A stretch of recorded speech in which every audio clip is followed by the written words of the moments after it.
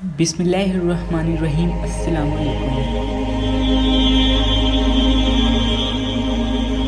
سلطان صلاح الدین ایوبی رحمۃ اللہ علیہ ہمیشہ ہی دوپہر کے بعد اپنے وزیر کے ساتھ اکثر اوقات گلیوں کا گشت کرتے تھے۔ بہت سے لوگ ان کے ادب پہ کھڑے ہو جاتے تھے اور بہت سے لوگ ان کا ہاتھ چومنے کے لیے آگے بڑھتے۔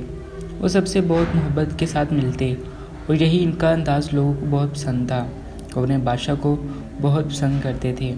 سلطان صلاح الدین ایوبی کبھی بھی امیر اور غریب میں فرق نہیں کرتے تھے۔ ہمیشہ ہی سب کو اپنی رعایا مانتے تھے اور ان کی قدر کرتے تھے۔ ایک دن جب وہ اپنے وزیر کے ساتھ دوپہر کے وقت گلیوں میں گشت کر رہے تھے تو ان کی نظر ایک بڑے مزدور شخص پر پڑی۔ وہ بڑے بڑے پتھر اپنے ہاتھوں سے اٹھا کر دوسری جگہ منتقل کر رہا تھا۔ وہ بہت محنت سے کام کر رہا تھا۔ ان کو بہت تعجب ہوا۔ ایک پل کے لیے وہ اس منظر کو دیکھ کر سن ہو گئے، کیونکہ کبھی بھی انہوں نے اس قسم کا منظر اپنی آنکھوں سے نہیں دیکھا تھا۔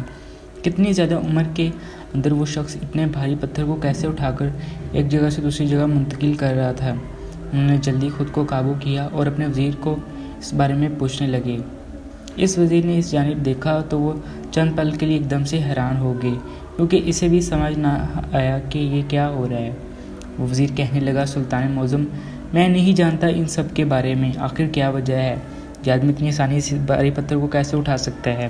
سلطان معظم، مجھے تھوڑا وقت درکار ہے، میں اسے معلوم کر کے آپ کو ضرور اطلاع کر دوں گا۔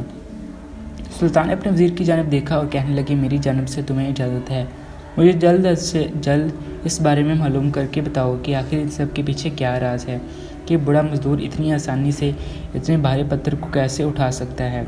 وزیر نے ہاں میں جواب دیا۔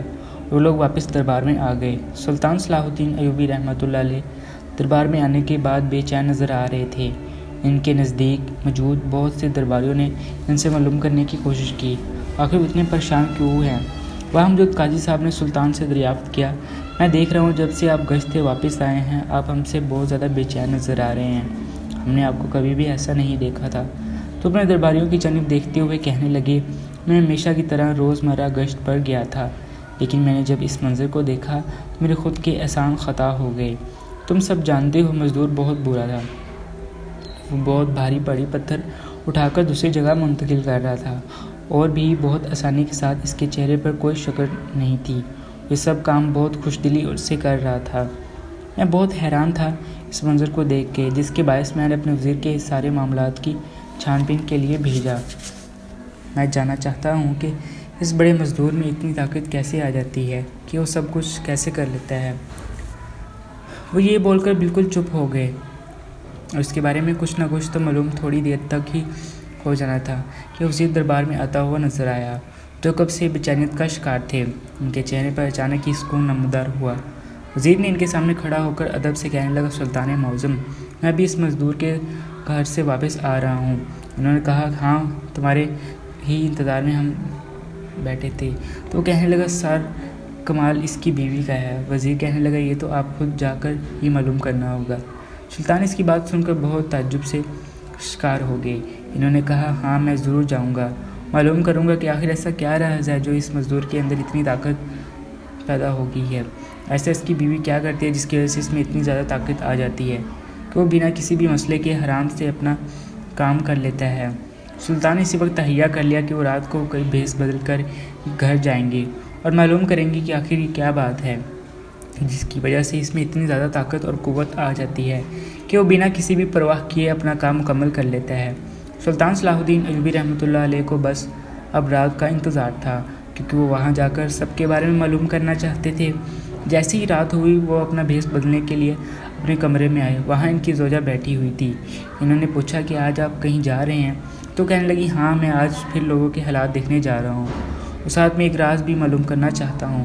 تو وہ کہنے لگی، کیسا راز؟ تو انہوں نے ساری روایات بتا دی۔ تو وہ کہنے لگی، آپ کا اللہ تعالیٰ آپ کا حامی و ناصر ہو، اللہ آپ کو کامیاب کرے۔ اگر ایسے کمال اس کی بیوی کر سکتے ہیں جس کی وجہ سے اس میں اتنی طاقت آ جاتی ہے تو بے شک میں بھی آپ کے لیے ضرور کروں گی۔ آپ مجھے وہاں سے آنے کے بعد ساری تفصیل سے ضرور بتا دیجیے گا۔ سلطان ان کے ہاں میں ہاں ملائی، باہر انتظار کرتے ہوئے اپنے وزیر کے ہمراہ اس آدمی کے گھر کی طرف روانہ ہو گئے۔ راستے بھر میں یہی باتیں اپنے وزیر سے کرتے آئے تھے کہ آخر کیا رہا تھا جس کی وجہ سے وہ اتنا طاقتور مرد ہے، ایسا میں نے کبھی نہیں دیکھا۔ اور اس کی عمر بھی کافی زیادہ ہے۔ ان کا وزیر اس کشمکش میں تھا کہ آخر ایسا کیا راز ہے جس کی وجہ سے اس کی بیوی میں اتنی طاقت آ جاتی ہے۔ وہ لوگ اس بوڑھے مزدور کے گھر میں پہنچ چکے تھے۔ سلطان نے دیکھا کہ اس گھر کی دیواریں کافی اونچی تھیں۔ وہ تھوڑا پریشان اور کھچانے لگے تھے، لیکن وہ ایک بادشاہ تھے، انہیں اپنی رعایا کا خیال ہر حال میں رکھنا تھا، ان کے بارے میں بھی سب کچھ جاننا تھا۔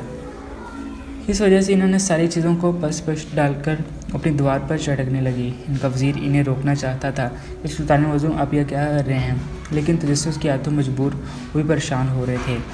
جس طریقے سے سلطان دیوار پر چڑھ کر ان کے گھر کے اندر کا منظر دیکھنے لگے تھے، ایسے ان کے وزیر بھی کر رہا تھا۔ وہ بھی سلطان کی جیسی دیوار پر چڑھ کر اندر کا منظر دیکھ رہا تھا۔ دونوں بھی منظر کو دیکھ ہی کر حیران اور مبہوت ہو گئے کہ کوئی بیوی اپنے شوہر کے ساتھ ایسا بھی کر سکتی ہے۔ سلطان نے کبھی نہیں سوچا تھا کہ وہ ایسا منظر دیکھیں گے۔ وہ خاموشی سے دیوار سے اترے اور واپس اپنے وزیر کے ہمراہ محل کی طرف روانہ ہو گئے۔ ان کے ساتھ موجود ان کا وزیر ان کی جانب بار بار دیکھ رہا تھا۔ وہ سمجھ رہے تھے، لیکن انہیں اچھا نہیں لگ رہا تھا۔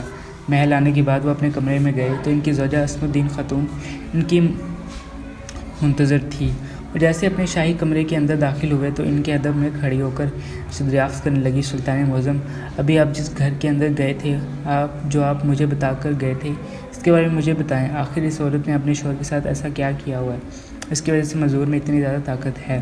سلطان صلاح الدین ایوبی رحمۃ اللہ علیہ نے ان کی جانب بار دیکھا اور خاموشی سے اپنی بستر پر لیٹ گئے کہ زوجہ اسم الدین خاتون بہت زیادہ حیران ہوئی۔